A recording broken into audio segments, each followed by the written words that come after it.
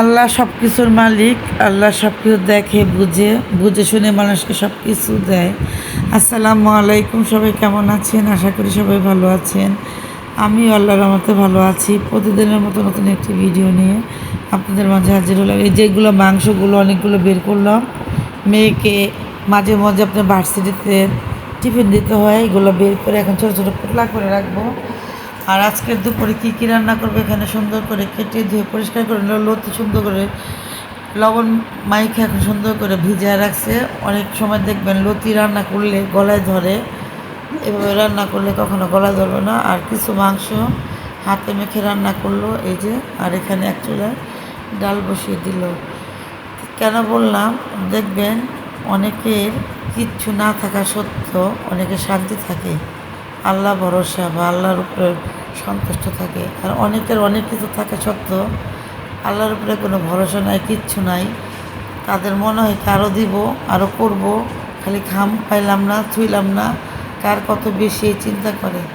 সে মানুষ কখনো জীবনে কিছু উন্নতি করতে পারবে না।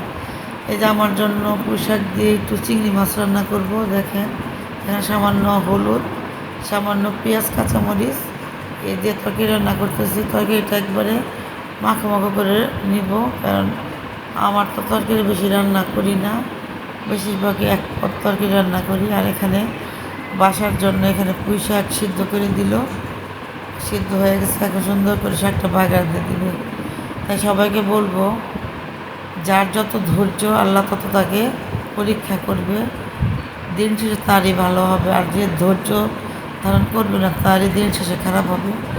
এখানে আম্মু চিংড়ি মাছ, গুঁড়া চিংড়ি ভর্তা করবে। এখানে 4টা শুকনো মরিচ ভেজে নিল। চিংড়ি মাছটা তেল দিয়ে ভাজার পরে এখানে পেঁয়াজ দিবে, রসুন দিবে, সুন্দর করে ভাজা ভাজা করার পরে পাটায় বেটে ভর্তাটা বানাবে। পাটায় বেটে ভর্তাটা বানালে খেতে ভালো লাগে। ফাইনালি ভর্তাটা বাড়ছে। আর আয়নার আম্মুর হাতের ভর্তা খুবই ভালো লাগে। আর এখানে আমার জন্য যে একটু লতি বসাবো। জীবনে যত যে বুঝে চলবে আল্লাহ তাকে তত বেশি উপরে উঠাবে। আর এই জীবনে যারা অপচয় করবে, অবহেলা করবে, মানুষকে দেখতে পারবে না, ততটাই আল্লাহ তাকে নিচে নামাবে। আপনার ভিতরে যদি তিল পরিমাণ হিংসা থাকবে মানুষের জন্য বা মানুষের কোনো কিছু দেওয়ার জন্য, আপনার মুখ কালা করে রাখবেন, তাহলে কখনো আপনার ঘরে রহমত আসবে না।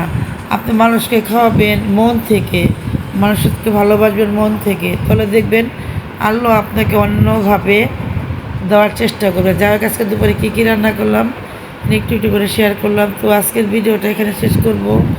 সবাই ভালো থাকবেন, সুস্থ থাকবেন, ভিডিওটির পাশে থাকবেন, লাইক কমেন্ট শেয়ার করবেন। আসসালামু আলাইকুম।